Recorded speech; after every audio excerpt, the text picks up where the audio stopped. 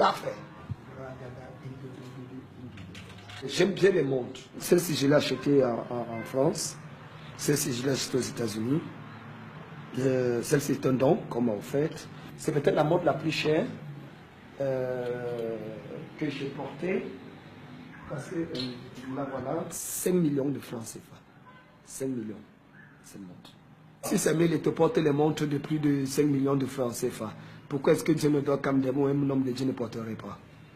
En tout cas, la Bible dit que nous mangerons les meilleures productions du pays. De belles montres et de beaux costumes pour le jeune prédicateur. Un révérend qui a accepté pour la première fois une caméra dans les coulisses de sa vie de prophète. Oh, merci Seigneur.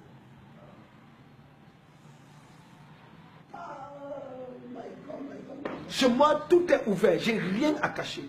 Parce que c'est que je sais que je prêche la vérité. Je suis dans la vérité. Je vis ce que je prêche. Vous n'allez jamais me voir accuser d'avoir pris la femme de quelqu'un, jamais d'avoir pris l'argent de quelqu'un, jamais d'avoir me retrouver dans une boîte de nuit ou d'avoir pris telle ou telle autre chose. Je suis intègre. Il n'y a personne qui me jettera la pierre. Or, quelqu'un qui est propre, à l'extérieur comme à l'intérieur, n'a rien à cacher. Les gens ont soif de modèle. Or, s'ils peuvent trouver en un pasteur, un homme bien habillé, un homme élégant, qui parle bien, qui s'exprime bien, ils veulent le ressembler, je ne pense pas que ce soit quelque chose de mauvais.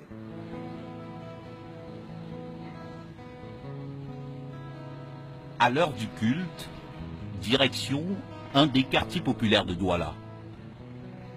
En route pour l'une des nombreuses églises de l'empire spirituel du pasteur Kamdem qui revendique plus de 12 000 fidèles.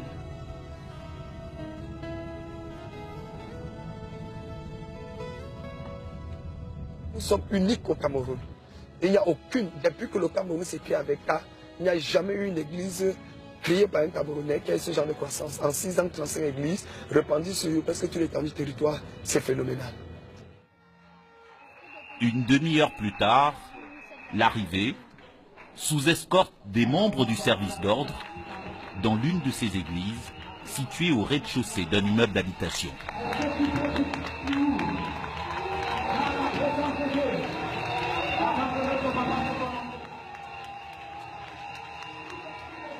Un pasteur accueilli par ses fidèles comme un messie, un prophète en sa propre église.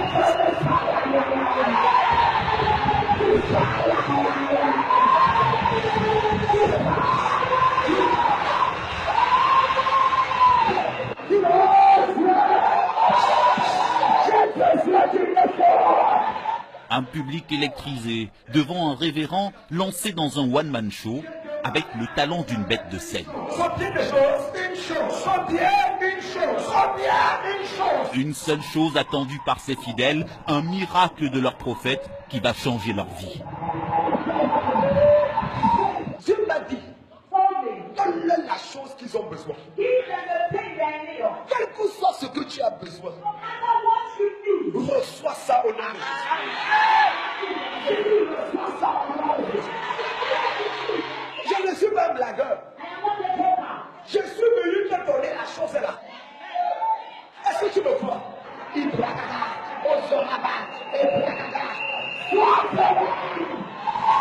Et comme à chaque culte, des billets de banque vont être lancés au pied de la scène.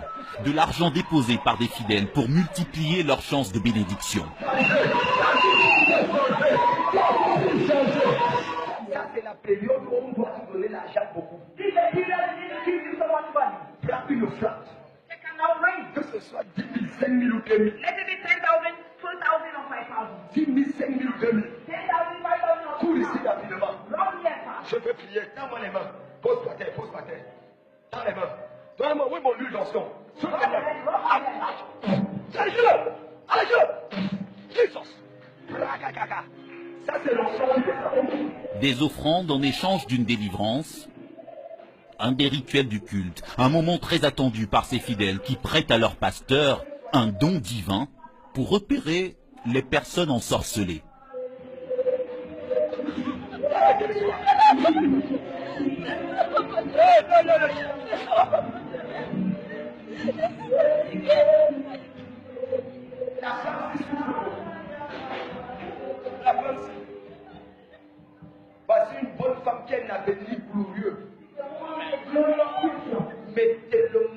sorcellerie combat contre elle. Elle les souffre injustement. Sa vie, c'est incroyable. C'est-à-dire que tu vois les opportunités, elle voit les opportunités, mais elle n'arrive pas à entrer dans ces opportunités. La chasse aux sorciers, une des obsessions du prédicateur. Le général de Dieu contre l'armée du diable, le clou du spectacle.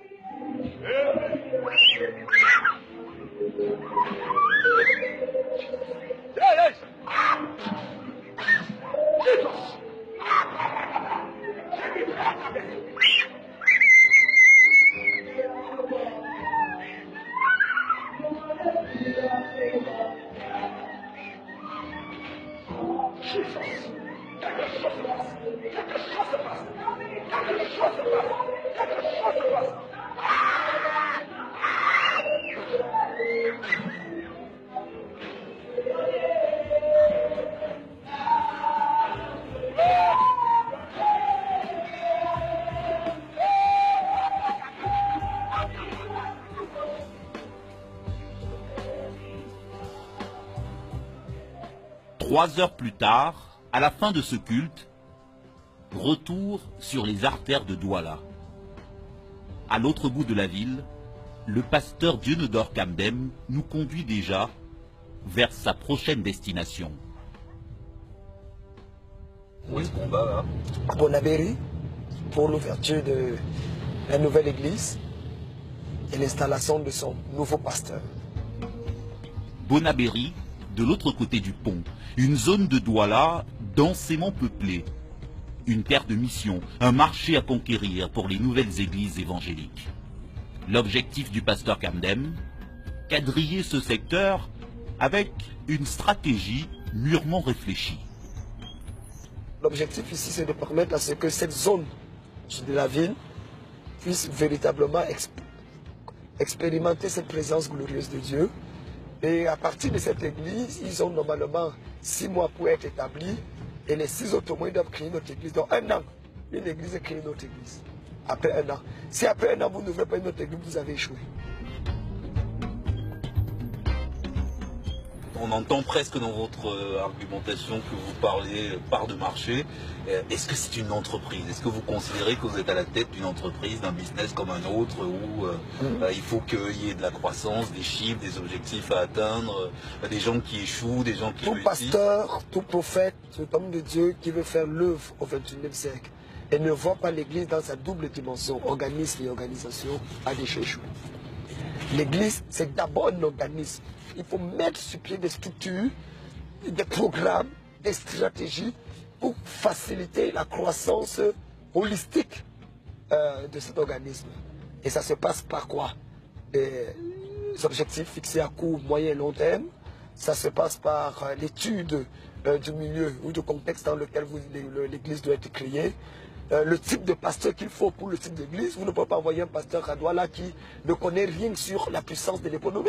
Pas l'étude de l'économie. Alors là, on arrive chez vous, là, dans la nouvelle église. Oui, ça c'est la nouvelle église.